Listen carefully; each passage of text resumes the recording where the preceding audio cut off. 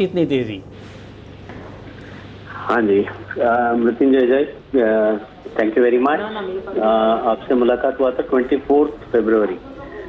जैसे 2 हफ्ते पहले बताया था कि बेसिकली तेजी जो आया है बेसिकली वो पाम ऑयल की वजह से और सन ऑयल की वजह से था। जब हम बात कर रहे थे पिछले 2 हफ्ते में, ये जो करंट तेजी है वो सोयाबीन ऑयल की वजह से। Basically Brazil weather is very bad, काफी रेन्स हुआ है एंड इसके वजह से यील्ड्स के ऊपर फर्क पड़ रहा है। अर्जेंटीना में भी ड्राई वेदर है, तो सोया कॉम्प्लेक्स में बेसिकली पिछले 2 हफ्ते में काफी तेजी आया है। और उसके साथ साथ पाम ऑयल भी और भी टाइट हो गया है और भी बड़ा है, और sunflower oil has become $1,700, which is a very very record price right now. And like you said already कि Brent crude oil $65 to $70। Normally हम लोग समझते हैं $1 का क्रूड बढ़ता है तो करीब करीब $5 अगर बढ़ता है तो $40-50 का वेज ऑयल में भी इम्पैक्ट आ जाता है बायोफ्यूल के कारण। मलेशिया भी B20 का बात कर रहा है, इंडोनेशियन बायोफ्यूल भी ठीक हो जाएगा। बट मेन बात यह है कि यूएस से स्टॉक्स में भी काफी टाइटनेस देखने को मिला है। चाइना ने 110 मिलियन टन का इंपोर्ट का सोयाबीन्स का मूवमेंट है against 90-95 million ton. So all these are known. I think you are also saying the same thing. But coming to domestic markets, we need to understand. February shipments into India have been very less. Like I mentioned, hardly 4 lakh ton palm आया था, 4 lakh ton सोया आया है। But मार्च अप्रैल में अभी pipeline dry होने की वजह से थोड़ा इम्पोर्ट आके थोड़ा बहुत पाइपलाइन थोड़ा फिलअप होना पड़ेगा। और मस्टर्ड का अराइवल चालू हुआ है, but the key question to my mind is कि नाफेड खरीदेगा नहीं खरीदेगा। और अभी जो बैन हुआ है ब्लेंडेड ऑयल मस्टर्ड ब्लेंड में जो बैन आया है उसको भी देखना है हम लोग। ओवरऑल आगे का अगर सोचते हैं तो जैसे मैंने ऑलरेडी बताया था अप्रैल तक भी मैं समझता हूँ अभी मई तक भी तो ज्यादा मार्केट गिरने का संभावना इसलिए नहीं है क्योंकि काफी स्टॉक्स जब मलेशिया में प्रोडक्शन आएगा तो भी वो सब पाइपलाइन फिलिंग के लिए जाएगा। काफी पाइपलाइन ड्राई है हर एक डेस्टिनेशन, क्योंकि फॉरवर्ड का डिस्काउंट देखते हुए किसी कंट्री ने ज्यादा फरवरी में खरीदा नहीं है। तो इसीलिए मैं समझता हूँ कि और दो महीना भी ऐसे ही चलेगा मृत्युंजय जी। तो आप कह रहे हैं कि 2 महीना अभी खाने का तेल भी ऊपर ही रहेगा, और जो कच्चा तेल है उसको लेकर के भी अलग अलग एजेंसियों की रिपोर्ट है कि $80 तक क्रूड का भाव जा सकता है। मतलब यह है कि शॉर्ट टर्म में दोनों तेलों की मार जारी रहने की आशंका है।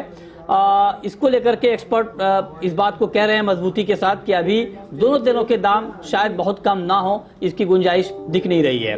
लेकिन डॉक्टर मेहता भी हमारे साथ जुड़े हैं, CKED हैं। मेहता जी, क्या आपका क्या कमेंट है सर? सोयाबीन के दाम रिकॉर्ड ऊंचाई पर पहुंच गए हैं, मस्टर्ड की कीमतें लगातार आसमान पर पहुंच रही हैं।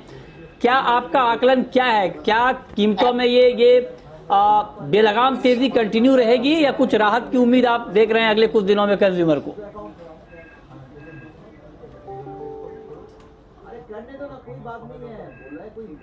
डॉक्टर मेहता,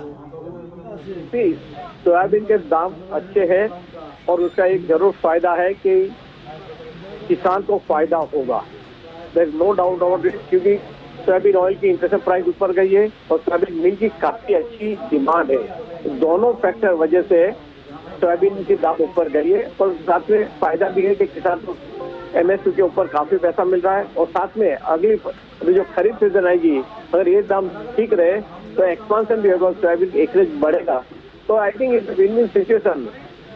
बाकी ये जो सोयाबीन के दाम नीचे आएंगे जब भी अर्जेंटीना और ब्राजील का क्रॉप कभी मार्च में हार्वेस्ट होगा और अप्रैल के बाद में जब भी फुल क्रशिंग में आएगा तभी, और अपना मस्टर्ड के जो क्रॉप जो 15-20 दिन लेट है वो भी मेरे ख्याल से मार्च तक आना शुरू हो जाएगा, तो दोनों की दाम थोड़े नीचे जा सकते हैं, बट वो ऊपर MSP के ऊपर ही रहने वाला ऐसा लग रहा है।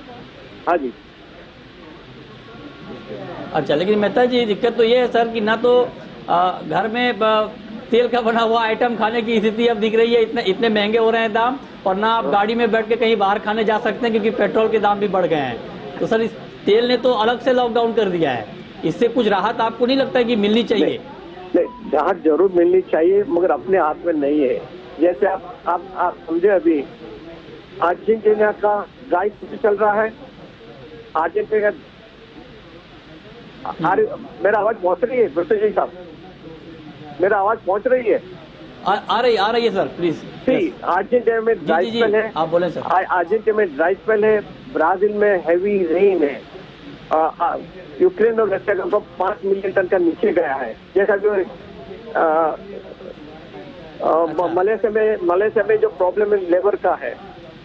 इंडिया का मस्टर्ड क्रॉप डिलेड है और भी बायोडीजल पे ज्यादा फोकस हो रहा है। और जो हम एक नई चीज सुन रहे हैं कि सोयाबीन में 100% बनाएंगे, 100% ग्रीन फ्यूल बनाने की बातें चल रही है। अगर वो होगा तो सोयाबीन कम से 2 मिलियन टन ग्रीन फ्यूल में चला जाएगा। ये सारे फैक्टर की वजह से मार्केट में तेजी है और मार्केट ऊपर है।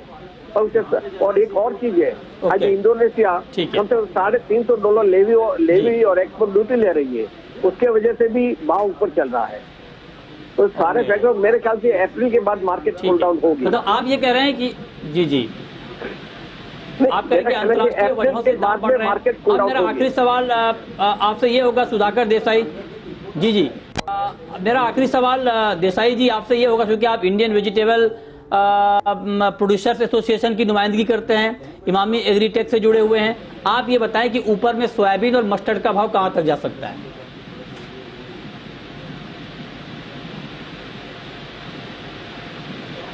राइट, उसकी वजह से क्या हुआ, जो एडिबल ऑयल में ये लैमिनेट्स जो यूज करते हैं और टिन शीट और स्टील का दाम, ये सब भी पैकेजिंग कॉस्ट भी बढ़ रहा है। Actually morning I was reviewing, so laminates are also increasing. Now as far as mustard and soybeans is concerned, कि देखिए सोयाबीन फ्रंट एंड क्रशिंग हो गया है, मतलब ज्यादा क्रशिंग हो गया है as reflected in the meal prices. तो आगे जाके नेक्स्ट सीजन तक सोयाबीन क्रशिंग बहुत ज्यादा नहीं है।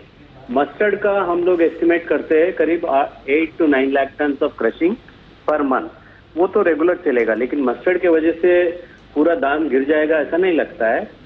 मस्टर्ड का नॉर्मली कच्ची गन्नी बनता है, अभी इस बार थोड़ा मस्टर्ड रिफाइंड भी बनने लगा है, लेकिन उसके वजह से मार्केट गिरेगा नहीं। तो ओवरऑल तो कंज्यूमर के लिए, क्योंकि इंडिया में फार्मर कंज्यूमर सब सेम है, तो कंज्यूमर के लिए तो थोड़ा ये 70% प्राइस रैली हुआ है, वो थोड़ा टफ है हैंडल करना। ठीक है, चलिए बहुत शुक्रिया सुधाकर देसाई आपका और बीबी मेहता आपका हमारे साथ जुड़ने के लिए, ऑयल पर बात रखने के लिए। लेकिन